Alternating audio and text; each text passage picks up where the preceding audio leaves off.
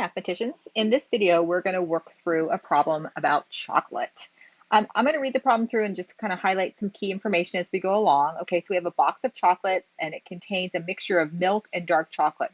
By the way, which do you prefer, milk or dark? I definitely have a preference. All right, let's see the ratio. I'm going to highlight that word. That's a key word. Of milk to dark is 4:7. All right. And if there are 66 pieces of chocolate in the box, how many pieces are milk chocolate? All right, so first thing that comes to mind is when I see this word ratio, I know I've got something that's going to be proportional. I like to build a little table to collect my information. It just helps me think about the relationships. And I know I have milk chocolate and I have dark chocolate. And then I know I have a ratio. And I also have the pieces in a box. So I'm going to make this table. And let's fill in what we know. All right, first of all, we know, let's see, we're talking about the ratio of milk to dark is 4:7. So there are 4 parts milk chocolate to 7 parts dark chocolate. Okay, so we know there are going to be more dark chocolate pieces in the box than there are milk. In fact, almost twice as many.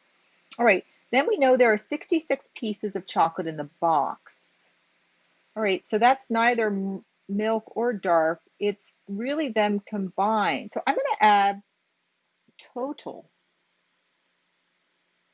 to my table here because I know I have 66 total pieces in the box. And let's just do a little arithmetic. Then I also know I have 11 total pieces in my ratio. All right, let's keep going. And how many pieces are milk chocolate? Okay, great. Milk chocolate in the box is my unknown. All right, let's put these together now and see if we can build a proportion. First, I'm going to divide my variable. I'm going to let x equal the number of pieces of milk chocolate. I'm just going to abbreviate that, milk chocolate. All right, so I'm going to make a ratio here, and my ratio, I know I have 4 milk in the ratio out of a total of 11, and x pieces in the box out of a total of 66. So my ratio, I'm going to compare milk to total. And I find it's really helpful for me to write what is my ratio or my rate that I'm going to be using in my proportion, just so I can make sure they're going to be the same on both sides of the proportion. All right, I'm going to think about my ratio is on one side of the proportion and my box is on the other. So my ratio of milk to total is 4:11, and that needs to be the same as my box, which is x milk pieces out of 66. At this point, our hard work is done. It's really that translating piece of getting from our words into an equation. This time it's a proportion that we can use. And once we have that equation, we can solve it to answer the question asked. I notice that I can multiply 11 times 6 to get 66. So that means 4 times 6 will be x using equivalent ratios. So 4 times 6 is equal to x, or 24 is equal to x.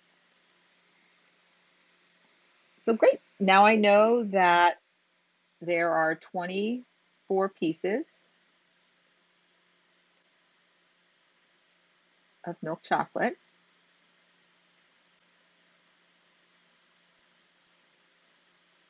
Oh, I know chocolate. Oh, I just misspelled that. You know how to spell it. Milk chocolate in the box. Spelling is challenging. And unfortunately, I'm a little bit disappointed here because I am definitely a milk chocolate fan and there are going to be fewer pieces for me in the box. All right, mathematicians, I hope this video helped you think through a potential strategy, maybe using a table, and also being really clear about what your ratio or rate is that you are going to be comparing in your proportion. All right, until next time, happy math.